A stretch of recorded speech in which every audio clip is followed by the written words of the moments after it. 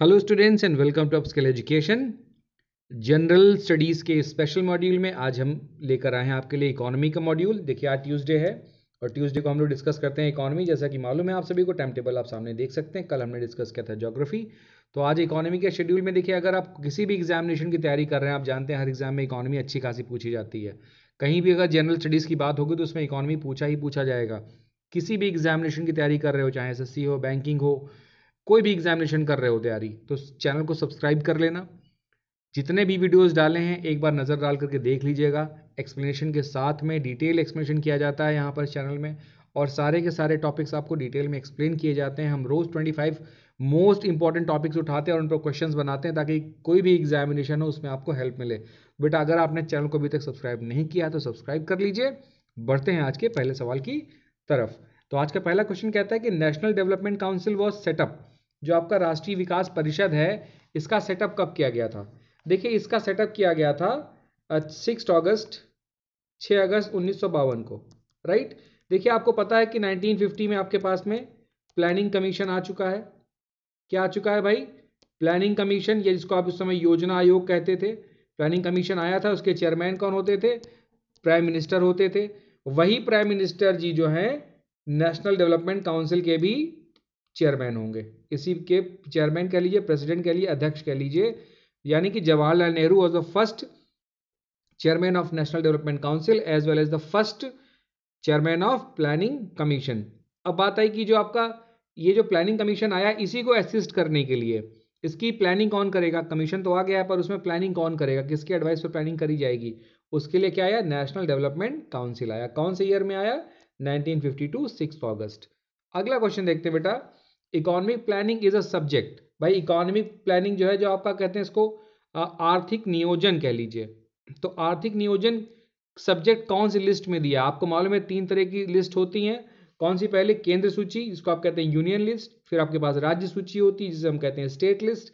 और फिर हमारे पास एक कॉन्करेंट लिस्ट होती है जिसमें राज्य और स्टेट दोनों, यानी कि राज्य का मतलब यहाँ पर जैसे आपके जो स्टेट्स हैं, और यूनियन का मतलब, सेंटर का मतलब है जैसे आपका नेशन, जैसे इंडिया, तो वो दोनों की जो मिक्स्ड चीज़ें होती हैं वो कॉन्करेंट लिस्ट में आती है। जैसे आपका एजुकेशन हो गया या इकोनॉमिक प्लानिंग हो गया। तो यहाँ पर इकोनॉमिक प्लानिंग जो है ये कौन सी लिस्ट में आती है? कॉन्करेंट लिस्ट में आती है।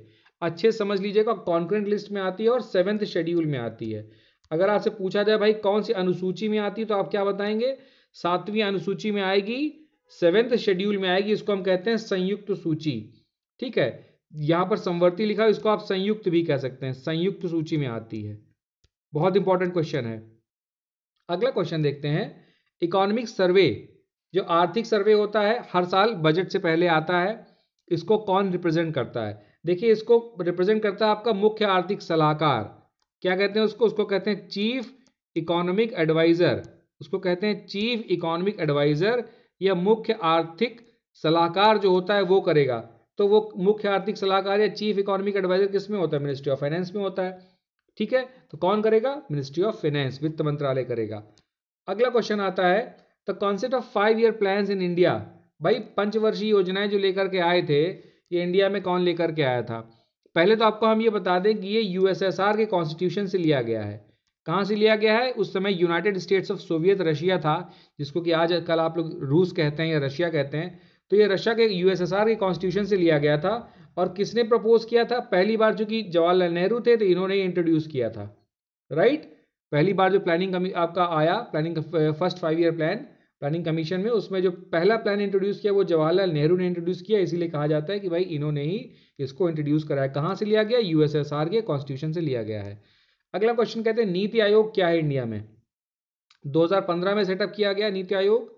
क्या 2015 में सेटअप किया गया? जी नहीं, 2017 में सेटअप किया गया। 1 जनवरी 2017 को इसको सेटअप किया गया है। कॉन्स्टिट्यूशनल बॉडी है? नहीं, बिल्कुल नहीं, संवैधानिक इकाई नहीं है।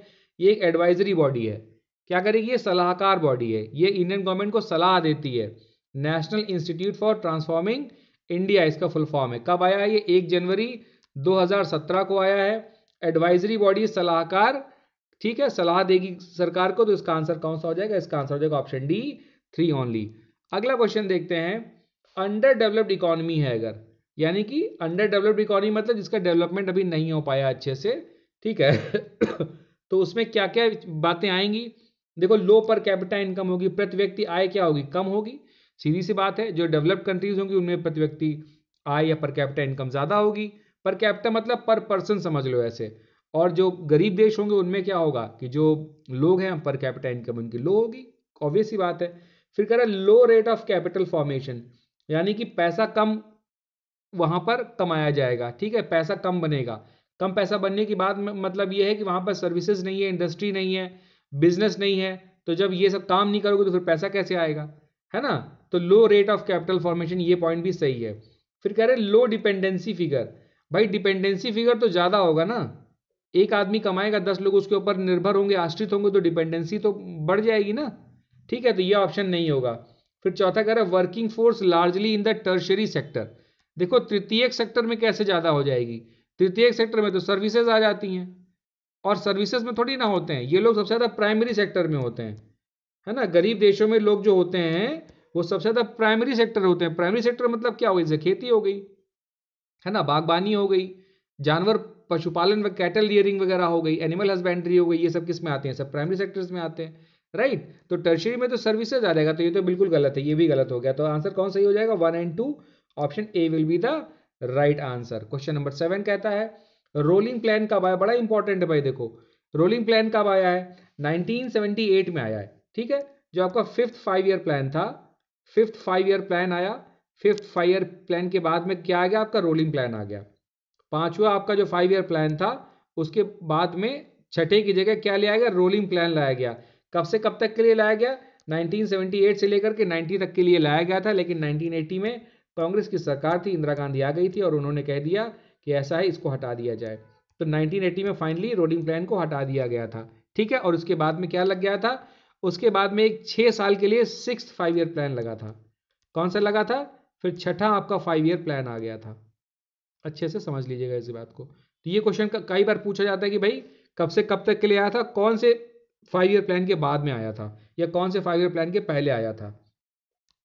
अगला क्वेश्चन देखते हैं, who wrote the book planned economy for India? Planned economy for India किसने लिखा है? देखिए, इनका नाम था श्री मोक्ष गुंडम विश्वेश्वरैया। मोक्ष गुंडम, ये देख लो, नाम पूरा देख लो, श्री मोक्ष गुंडम विश्वेश्वरैया, यानी कि ऑप्शन ए। बुक किताब का नाम देखो क्या है? Planned economy for India. बहुत इंपॉर्टेंट किताब है, इसको अच्छे से याद कीजिएगा।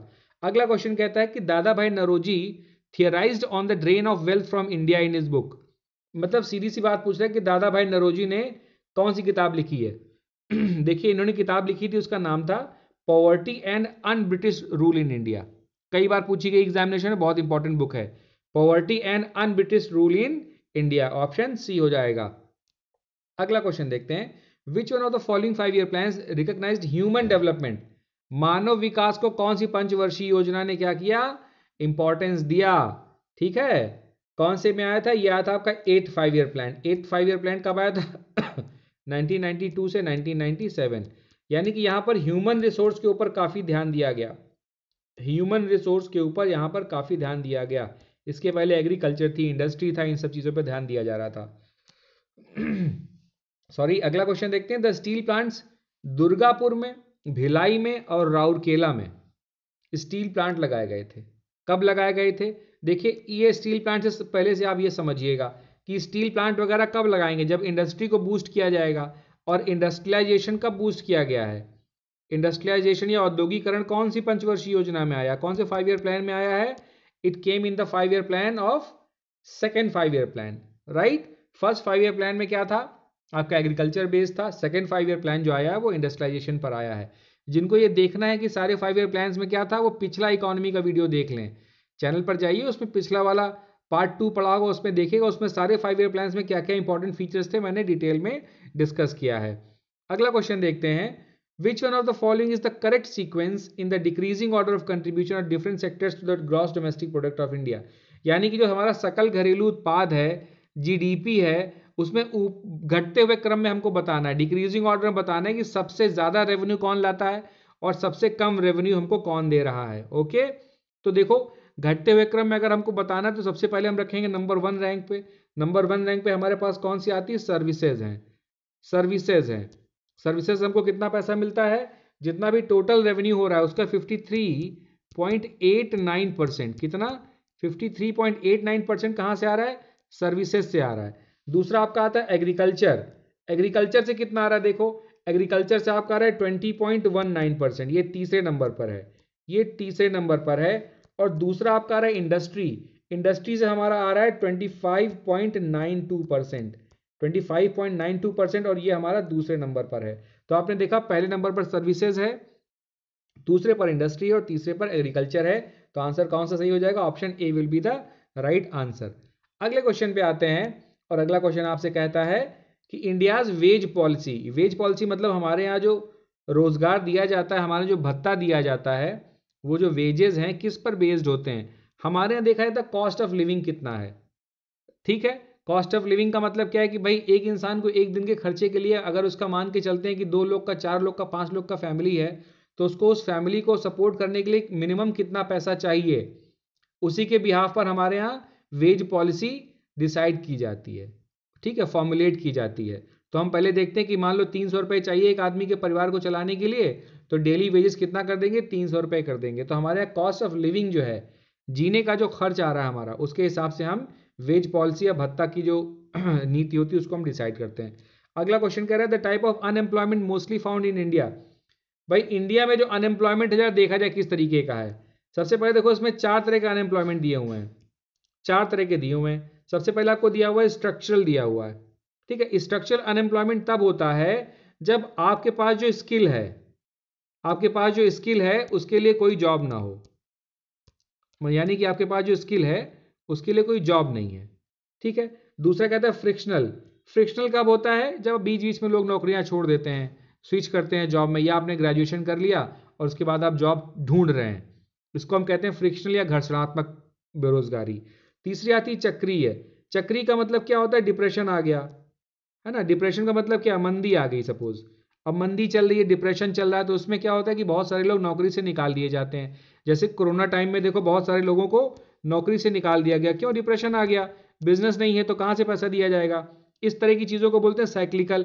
क्या होगा? जैसे ही डिप्रेशन खत्म होगा, ठीक है, मंदी की जगह क्या बूम आ जाएगा, बूस्ट आ जाएगा, फिर से नौकरियां मिलने लगेंगी। तो ये साइक्लिकल है, इसीलिए साइक्लिकल बोला जा रहा है। अगला है डिस्गाइज्ड प्रच्छन्न। डिस्गाइज का मतलब ये होता है कि हमें जहां दिखाई ना दे कि कितने लोग बेरोजगार हैं हमारे यहाँ। मतलब काम तो बहुत सारे लोग कर रहे हैं, एक आदमी का काम 4 लोग कर रहे हैं, लेकिन सैलरी सिर्फ एक आदमी को मिल रही है। घर में कमा एक आदमी रहा है और काम 4 लोग कर रहे हैं, ठीक है। इसको कहते हैं डिस्गाइज्ड। और इंडिया में सबसे ज़्यादा डिस्गाइज्ड ही है, इंडिया में सबसे ज़्यादा डिस्गाइज्ड बेरोजगारी है, जो कि most of the people are employed in the agriculture sector. और एग्रीकल्चरल सेक्टर में या लेबर सेक्टर में ऐसा ही होता है, बच्चों को एम्प्लॉय कर देते हैं, फीमेल्स को एम्प्लॉय करते हैं, वीमेन को एम्प्लॉय करते हैं, लेकिन उसको पैसा नहीं मिलता उस हिसाब से, ठीक है। पैसा किसी एक को ही मिल रहा है या कम पैसा मिल रहा है, इसीलिए हमारे यहाँ क्या डिस्गाइज्ड अनएम्प्लॉयमेंट होगा, प्रच्छन्न बेरोजगारी अधिक है। अगला क्वेश्चन देखते हैं बेटा, स्वर्ण जयंती ग्राम स्वरोजगार योजना कब आई थी? इंपॉर्टेंट सवाल है, कई बार पूछा गया है।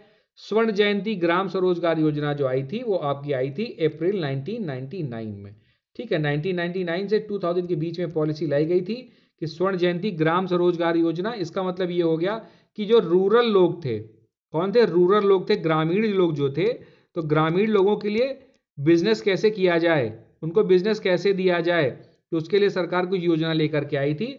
और इसमें 75% सेंटर दे रहा था और 25% स्टेट दे रहा था। 75% जो पैसा दिया जा रहा था वो सेंटर दे रहा था और 25% पैसा जो दे रहा था वो राज्य दे रहा था। जैसे अभी आप हमारे यहाँ मुद्रा स्कीम चल रही है, उसमें भी लोन दिया जा रहा है, ऐसे ही थी स्वर्ण जयंती ग्राम स्वरोजगार योजना, लेकिन ये सिर्फ रूरल लोगों के लिए थी। अगला क्वेश्चन कहता है जो उपचार है, रेमेडीज हैं इन्फ्लेशन के, उसमें हम क्या इंक्लूड नहीं कर सकते। यानी कि अगर इन्फ्लेशन का मतलब क्या? मुद्रास्फीति हो जाए, क्या हो जाए? इसको हम कहते हैं मुद्रास्फीति। तो अगर मुद्रास्फीति होती है तो उस कंडीशन में हमको क्या नहीं करना चाहिए या क्या नहीं किया जा सकता है? तो बेटर कैपेसिटी यूटिलाइजेशन, हमारे पास जो भी हमारी क्षमता उसका अच्छा उपयोग करना चाहिए, तो करेंगे ही करेंगे। फिर लोअरिंग बैंक रेट। देखो भाई बैंक रेट क्या होता है? बैंक रेट वो रेट है जिससे आरबीआई बैंकों को पैसा देता है। क्या करता है? आरबीआई क्या देता है? आरबीआई रुपया देता है, किसको? बैंकों को लोन देता है। तो अगर ये क्या, अगर लोअर कर देगा बैंक रेट तो बैंकों के पास पैसा ज़्यादा आ जाएगा, भाई इंटरेस्ट कम लगेगा तो बैंकें पैसा ज़्यादा ले लेंगी। जब बैंकें ज़्यादा पैसा लेंगी तो बैंकें ज़्यादा लोन देंगी, जो बैंकें ज़्यादा लोन देंगी तो पब्लिक के पास में ज़्यादा पैसा आ जाएगा। जब पब्लिक के पास में पैसा ज़्यादा आ जाएगा तो क्या होगा, पब्लिक की इनकम बढ़ जाएगी। पब्लिक क्या करेगी, स्पेंडिंग ज़्यादा करेगी, खर्च करेगी। और जब पब्लिक ऊंचे दाम पर स्पेंडिंग करने को तैयार होगी तो क्या होगा, फिर इन्फ्लेशन बढ़ जाएगा। क्यों इन्फ्लेशन बढ़ता कैसे है, पैसा ज़्यादा हो जाता है, सामान कम हो जाता है, तो उसी सामान के रेट्स हाई हो जाते हैं। तो ये तो उल्टा काम हो जाएगा। तो यहाँ पर लोअरिंग की बजाय क्या हो जाएगा, इंक्रीजिंग हो जाएगा। क्या करेगा, increasing bank rate. RBI bank rate बढ़ा देता है, घटाता नहीं, बढ़ा देता है। ठीक है, तो ये वाला ऑप्शन गलत है इसका, यही वाला इसका आंसर हो जाएगा। ठीक है, ये नहीं करना होगा। और देखो बजटरी डेफिसिट को, जो हमारा वित्तीय घाटा उसको हम कम करेंगे, ये तो करेंगे ही करेंगे। फिर efficient public distribution system, PDA जैसे राशन कार्ड वगैरह होता है ना, इसमें राशन वगैरह बांटे जाते हैं, तो सरकार को तो काम करना ही पड़ेगा भाई। महंगाई है तो सरकार ज़्यादा डिटेल करेगी कि ज़्यादा बांटो, तो वो कम थोड़ी ना करेगी। ठीक है, तो ये सारे ऑप्शन सही हैं, इसमें सिर्फ बी ऑप्शन गलत है। लोअरिंग बैंक रेट की जगह इंक्रीजिंग बैंक रेट होना चाहिए। फिर आपसे कह रहा है कि इन्फ्लेशन कब होता है। ठीक है, कब होता है, पैसे में इंक्रीज हो गया, अच्छा, प्रोडक्शन में कमी आ गई, अच्छा। फिर कह रहा है कि increase in money supply without a corresponding increase in production. ये है बात सही कि पैसा तो बढ़ गया है लेकिन प्रोडक्शन नहीं बढ़ पा रहा है। लोगों के पास पैसा तो ज़्यादा हो गया है, खरीदने की ताकत तो है, लेकिन जो सामान खरीद रहे हैं वो कम है। तो क्या होगा, कंपनी वाले क्या करेंगे, उस सामान को महंगे दाम पर बेचेंगे। जब महंगे दाम पर बेचेंगे तो गरीब लोग नहीं खरीद पाएंगे क्योंकि उसका दाम बढ़ जाएगा। और इसी को हम क्या कहते हैं, इसको हम कहते हैं इन्फ्लेशन या मुद्रास्फीति कहते हैं। Option C will be the right answer. अगला क्वेश्चन कहते हैं कि डिवैल्यूएशन क्या है, अवमूल्यन क्या होता है। भाई देखो, करेंसी को अवमूल्यन क्या किया जाता है। देखो ऐसा है, मान लो हमारा रुपया है और इनका डॉलर है, ये बात समझना। अब इनके डॉलर में जो $10 की चीज़ मिल रही है, हमने क्या किया, मान लो हमारा रुपया भी डॉलर के बराबर है, सीधे से बात समझना। तो जो हमारे यहाँ 10 रुपये का होगा वो इनके यहाँ भी 10 रुपये का होगा। लेकिन अब हमने क्या किया कि हमने कहा कि हमारा जो रुपया है इनके 10 रुपये के इक्वल टू ना होकर के अब ये 5 रुपये की वैल्यू हो गई। मतलब उनके $10 हम के बराबर हमारे 5 रुपये हो रहे हैं। ठीक है उल्टा कर देंगे, 50 रुपये हमने कर दिया। यानी कि उनके जो जो उनके यहाँ क्या मिलेगी, उनके यहाँ जो चीज़ मिलेगी $10 में, वो हमारे यहाँ मिलेगी और सस्ता कर देंगे उसको हम। तो सस्ता करने का सेंस क्या हो जाएगा कि जब बाहर हमारा प्रोडक्ट जाएगा तो अगर उनके यहाँ क्या मिल रहा है, $10 में मिल रहा है, उनके $10 हमारे 50 रुपये के बराबर, मतलब क्या, उनका $1 हमारे 5 रुपये के बराबर हो गया। ये बात आप समझिएगा, उनका $1 हमारे 5 रुपये के बराबर हो गया। अब वहाँ वो जो सामान $2 का खरीद रहे हैं मान लीजिए, तो वो डॉलर हम यहाँ हम कितने में बेच देंगे, वो हम 10 रुपये का उनको अगर देंगे तो जाहिर सी बात है वो हमारा सामान खरीदेंगे। ठीक है, यानी कि अपनी जो करेंसी उसकी वैल्यू कम कर देना, अपनी करेंसी की वैल्यू कम कर देना। कम करने से फ़ायदा क्या होगा, फ़ायदा ये होगा कि फॉरेन कंट्रीज़ में हमारी डिमांड बढ़ जाएगी क्योंकि उनको चीज़ सस्ती मिलेंगी। उनकी करेंसी में अगर उनको 50 रुपये की पड़ रही है, ये बात समझिएगा। ठीक है, और हमने अपनी करेंसी उनकी करेंसी की कंपैरिजन में कम कर दी, तो अब वो सामान मान लो उनको 20 रुपये का पड़ रहा है, तो वो ऑब्वियस सी बात है हमारा सामान ज़्यादा खरीदेंगे। और उल्टा क्या होता है, ये किस केस में हो जाएगा, ये हो जाएगा एक्सपोर्ट के केसेस में। यानी इंडिया अगर एक्सपोर्ट करेगा तो उसको फ़ायदा होगा। क्यों, क्योंकि हमारा जो सामान है वो सस्ता पड़ेगा उनको, और उनका जो सामान है वो हमारे यहाँ महंगा पड़ेगा। क्यों, क्योंकि जैसे मैंने बताया उनके जो $10 है वो हमारे यहाँ 50 रुपये के बराबर हैं। तो अगर उनके यहाँ से कोई सामान $10 का भी आएगा हमारे यहाँ पे, तो हमारे यहाँ कितने का हो जाएगा, वो इस समय तो फिलहाल 700-800 रुपये का पड़ेगा। तो जाहिर सी बात है हम कम खरीदेंगे। तो इससे फ़ायदा क्या होगा, इससे फ़ायदा होगा कि देश में भी पैसा बढ़ेगा, ठीक है, और विदेश में भी पैसा बढ़ेगा। हमको दोनों तरफ से पैसा मिलेगा। विदेशों की चीज़ें हम बेचेंगे ज़्यादा और बाहर की चीज़ें हम खरीदेंगे नहीं क्योंकि हमको महंगी पड़ेंगी। तो हम क्या करेंगे, अपने देश में उसका प्रोडक्शन बढ़ा देंगे। ठीक है, जब अपने देश में प्रोडक्शन बढ़ाएंगे तो जाहिर सी बात है हमको खुद का फायदा होगा। तो ये फायदा हो जाता है। तो क्या इसका आंसर क्या हो जाएगा, lowering the value of one currency in comparison to some foreign currency. क्यों कम किया जाता है वो मैंने आपको अभी यहाँ पर एक्सप्लेन किया। अगला क्वेश्चन देखते हैं, ₹1 के करेंसी नोट किस पर सिग्नेचर होता है। देखो, फाइनेंस सेक्रेटरी ऑफ इंडिया। ठीक है, किसका होता है, फाइनेंस सेक्रेटरी ऑफ इंडिया है, इनका सिग्नेचर होता है। अगला आ जाओ, which of the following is printed on the back side of a ₹20 के नोट के पीछे क्या छपा होता है। ₹20 की नोट के पीछे क्या छपा होता है। देखो बहुत बढ़िया सवाल है, क्वेश्चन पे बहुत बार पूछे गए, देख लेते हैं भाई। तो सबसे पहले देखो, रानी की वाव किस पर छपी हुई है, ₹100 के नोट के पीछे। रानी की वाव गुजरात में है, ₹100 के नोट के पीछे छपी हुई है। रेड फोर्ट किस पे छपा हुआ, ₹500 के नोट के पीछे छपा हुआ। हरे रंग का नोट होता है ₹500 का, देखना उसमें रेड फोर्ट होगा। फिर हम्पी किस पे आएगा, हम्पी किस पे मिलेगा आपको, ₹50 के नोट पे मिलेगा। देखिएगा, हम्पी ₹50 के नोट पर आपको मिलेगा। और एलोरा केव जो है ये किस पर मिलेंगी, एलोरा केव मिलेंगी ₹20 के नोट पे। ₹20 का जो नोट है हरे रंग का, उसके पीछे देखना तुमको एलोरा मिलेंगी। अब 10 रुपए के नोट पे क्या मिलेगा? 10 रुपए के नोट पे मिलेगा सन टेम्पल, सूर्य मंदिर मिलेगा कोणार्क का, ठीक है, सन टेम्पल मिलेगा कोणार्क का। कौन सा नोट बचा? बचा 2000 का नोट। तो 2000 के नोट के पीछे क्या छपा हुआ है? 2000 के नोट के पीछे क्या छपा हुआ है भाई? मंगलयान है। 2000 के नोट के पीछे क्या है बेटा? मंगलयान है। बड़ा इंपॉर्टेंट क्वेश्चन है, देख लो। अगला क्वेश्चन आते हैं, स्टैगफ्लेशन क्या है? स्टैग का मतलब क्या है? यहां पर स्टैग का मतलब है स्टैगनेंट होना। स्टैगनेंट होने का मतलब होता है रुक जाना। इसका मतलब क्या होता है भाई? रुक जाना। इसका मतलब होता है रुक जाना। तो क्या रुका, क्या हुआ है? क्या रुक गया? इसका मतलब कि हमारी जो तरक्की है, हमारा जो डेवलपमेंट है, वो रुक गया है। रुक गया है। तो देखो ये स्थिति कब आती है? जनरली जब इन्फ्लेशन होता है ना, तो रिसेशन नहीं आता है, मंदी नहीं होती है, ठीक है। लेकिन जब क्या हो जाए, जब इन्फ्लेशन भी हो, क्या हो जाए आपका? इन्फ्लेशन भी हो जाए, अनएम्प्लॉयमेंट भी बढ़े, क्या हो जाए? इन्फ्लेशन भी हो, अनएम्प्लॉयमेंट भी हो, और साथ ही साथ में क्या हो जाए? रिसेशन भी हो जाए, मंदी भी हो जाए। ये तीनों चीजें जब एक साथ हो जाती हैं, तब हम क्या कहते हैं? स्टैगफ्लेशन हो जाता है। इसका मतलब क्या? Recession plus inflation. क्या हो जाएगा? रिसेशन यानी कि मंदी भी हो जाए, और प्लस इन्फ्लेशन यानी कि मुद्रास्फीति भी हो जाए। इसको हिंदी में कहते हैं मुद्रास्फीति जनित मंदी। अगला क्वेश्चन देखते हैं, what is the animal on the insignia of RBI? भाई आरबीआई का जो इंसिग्निया है, जो चिन्ह है, उस पर कौन सा सिंबल बना हुआ है? आप देखेंगे ऐसे करके है, ऊपर एक पाम ट्री बना हुआ है। पाम समझते हो? एक ट्री बना हुआ, फिर नीचे आपका चीता बना हुआ है। आप देखोगे तो आपको नीचे क्या दिखाई देगा? एक चीता दिखाई देगा, ऐसे करके। पाम ट्री भी है, चीता भी है, यानी कि आंसर क्या हो जाएगा? बोथ, दोनों बना हुआ है। ध्यान से देखिएगा, आरबीआई का लोगो देख लीजिएगा। विच of the following is not true about the reserve bank of India? इनके बारे में क्या सही नहीं है? करेंसी को रेगुलेट करते हैं, ठीक है, और जो क्रेडिट सिस्टम है, उधार का सिस्टम है, उसको रेगुलेट करते हैं, ये बात तो ठीक है। Exchange value of the rupee maintain करते हैं, ये भी ठीक है। फिर कह रहे हैं कि foreign exchange reserve are kept by RBI, forex reserve, ये भी ठीक है, रखते हैं, ये विदेशी मुद्रा का भंडार रखते हैं। फिर 1 rupee notes and coins are issued by RBI, गलत है। कौन करेगा ये? 1 रुपए का सिक्का अभी बताया था फाइनेंस सेक्रेटरी का होता है, तो ये फाइनेंस मिनिस्ट्री करती है। 1 रुपए का जो नोट होता है उसको कौन करता है? फाइनेंस मिनिस्ट्री या वित्त मंत्रालय करता है, उसको छापता है। बैंक रेट क्या होता है? देखो बैंक रेट अभी आपको पहले वाले कुछ क्वेश्चंस पहले बताया था। बैंक रेट वो होता है जिस पर आपका RBI, reserve bank of India, gives credit. Credit मतलब होता है उधार, ठीक है। क्या करेगा? उधार। किसको उधार देगा? कॉमर्शियल बैंक्स को देगा, है ना। जिस रेट पर आरबीआई बैंकों को लोन देता है उसको हम कहते हैं बैंक रेट। और जिस रेट पर बैंक क्या करते हैं बेटा, जिस रेट पर बैंक लोगों को, पब्लिक को देते हैं लोन, उसको क्या कहते हैं? उसे कहते हैं बेस रेट। उसको बैंक रेट नहीं कहते, उसको बेस रेट कहते हैं। बहुत इंपॉर्टेंट है, ये अक्सर कंफ्यूज हो जाते हैं लोग। उसको बेस रेट कहा जाता है। बैंक रेट क्या होता है? जिस पर बैंक लोन लेती है, किससे? आरबीआई से लोन लेती है। सीधे रखो, जहां पर दोनों बैंक आपस में मैटर ले वहां पर बैंक रेट है, और जहां पर बैंक और पब्लिक की बात आ जाए वहां पर बेस रेट है।